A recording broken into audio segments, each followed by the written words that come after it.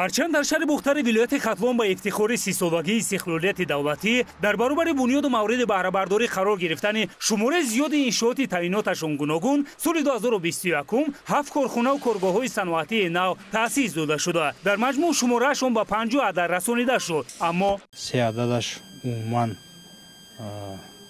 бо сабаби надоштани мизоҷон ё ин ки надоштани харидор, инчунин надоштани ашёи хом корхонаҳо умуман фаъолият накарданд. ҳамчунин 13 адад корхонаи бо сабаби надоштани харидор, инчунин фармоишгар корхонаҳо ба пасравии 3 сола роҳ доданд.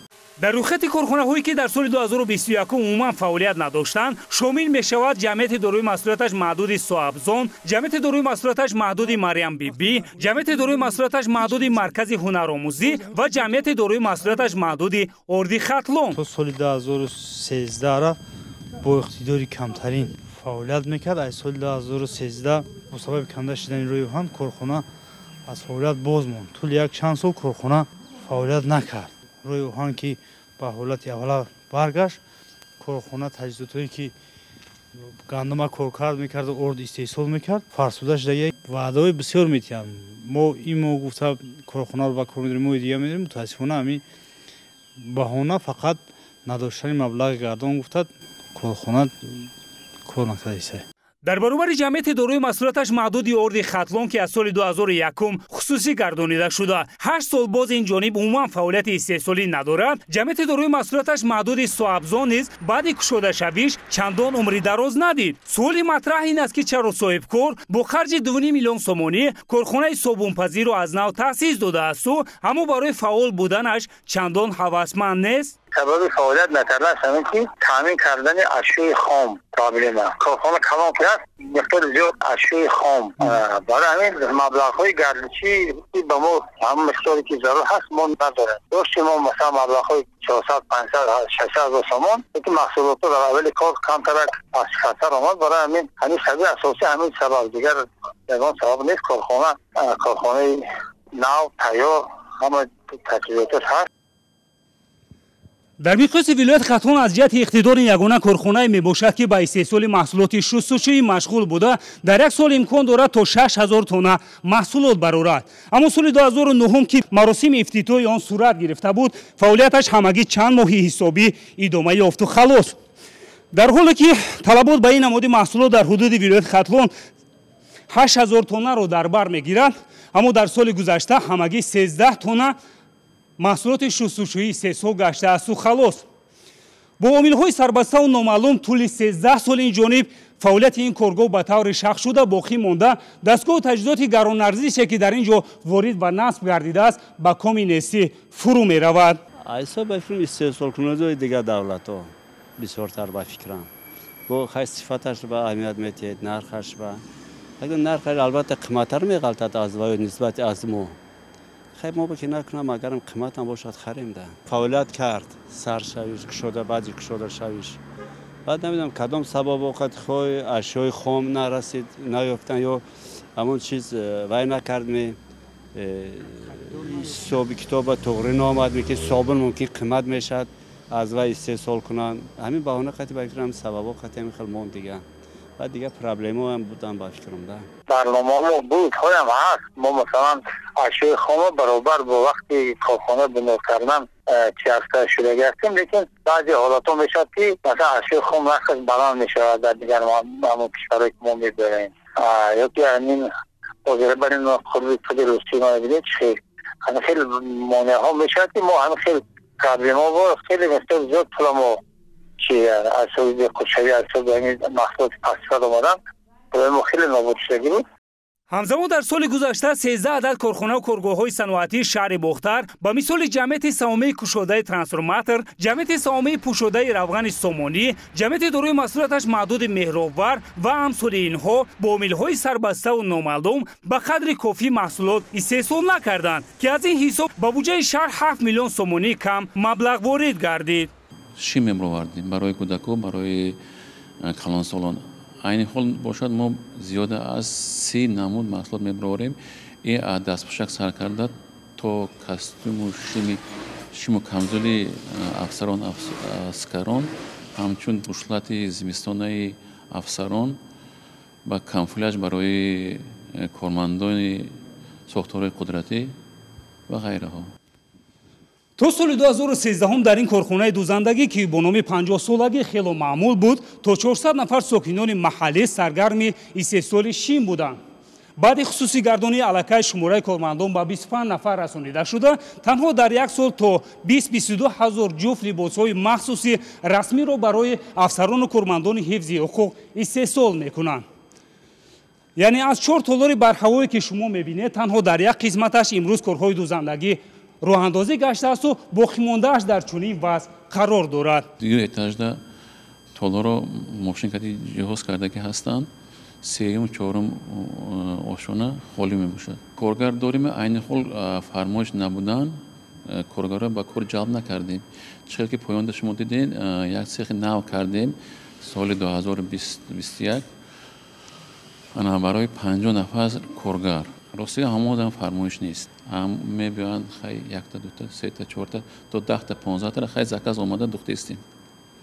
фармоиш боша мо медузем то 300 каса ба кор таъмин карда метонем. айни хол мо ҳамин сол бояд ки формаи мактабиро бояд ба раҳмонем. мо 2019-2020 духта зиёда аз 8000 дона духта будем. аммо ба ақида як зумра соҳибкорони шаҳри Бохтар зуд бар ҳам хӯрдани фаъолияти корхонаву коргоҳҳои саноатӣ дигар омил ҳам дорад. дар Россия ҳам магазинда кор кардагиам, ҳам мақсад пешаи рафтаншон роӣ мекардан огоҳинома ки мо фалон рӯз тафтиш меоем. аку вақт магазинои калон найкуҷа ҳамин хеле буд ихе ногоҳ ягон кас намерафта. Ахмонда ягон огоҳӣ меёра, ягон огоҳӣ ай киҷо меёрад? гуфтеса аку мешавад ки бефармонам мераванд, мешавад ҳамтари ҳолато. ман 2015 соҳибкорам, ман то ҳамин рӯза ҳозир надидам. огоҳӣ умуман овардагӣ неста. беҷаримабандиам намебироянд. ягон вақт ин хеле шидагӣ неста. ҳам хибромада рафта бошад. иҷозатномае ки ай тоҷик стандарт метиҳанд 600 чанд сомон як солашай. бо болои ӯ ҳар 3 моҳ баъд ҳар санҷиши гузаронданашон 186 сомон ҳамиқа мегиранд. ҳозир ина гуфтесам ки дина бо ай сабистан шаш рафтай мега ки ҳамин хеле ма нав шидагиям. ин кор ҳатман маҷбурияй 205 сомон ҳар 3 моҳда. охир ман ҳама чима кунам, ҳама чим 100% бошад. бо санҷише ки меоянд мебинанд. и ай мақсад ай хӯрока чи дига санҷиш ташхис мегиранд.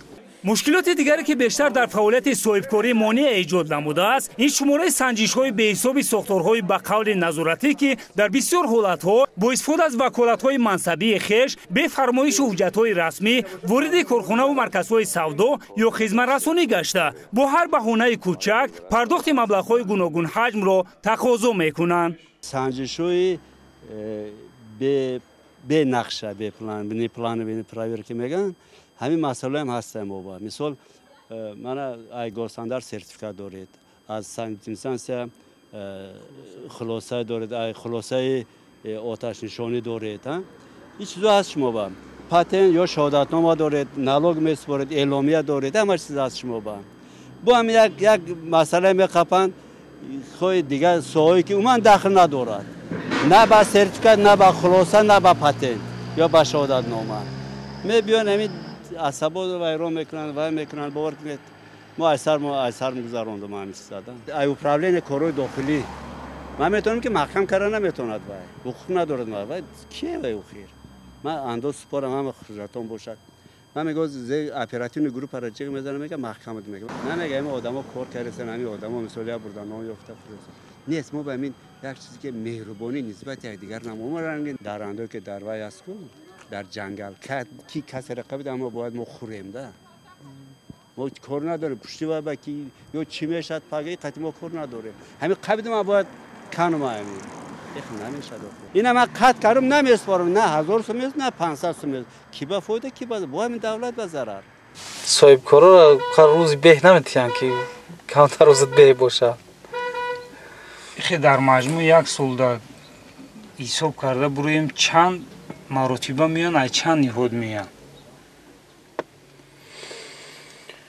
در یک سال اگر حساب کنیم ممکن حساب تکون کنی برای که قریب هر 2 روز بعد میان آخی خیلی در نمیمونن فرمان قطعی میگن میرونم فرمان کپیای و خونده هم نمیشود آخی کپیا فرمان کپیا نمیشود که فرمان گشید باید فرمان قطعی برود او کپیای بعضیش به همون فرمان هم رفته سه میرود ما همون حقوق دارم میگو که آخی به فرمان خیلی به کمبودی پروردگار خود چای همه کمبودی دارد یک کمبودی تمیایی نتینی خیلی کمبودی داری بود تو ما دگاه میزنی ما تراولی پروتکل میگنم قانونی شود ایخه میشود محض همین نقطه ها را روبرت عالی مملکت 24 فوریه سال جاری ضمن واخوری با روبران و فعالان ولایت ختلان تاکید داشته از فعالیت کارخانه های صنعتی اظهار نگرانی نموده بودند گفته شد که سال 2021 نسبت به سال 2020 در 138 کارخانه یا از شماره عمومی کارخانه های ولایت در 22% آنها استحصال محصولات کاهش یافته است به سبب نیست سال سپری گردیده در ولایت ختلان 14 کارخانه های صنعتی برهم خورده 99 کارخانه یا 15% از شماره عمومی کارخانه های صنعتی فعالیت نکرده است که در نتیجه بیش از 1600 نفر کارمندان کارخانه های ذکر شده به کار ماندند.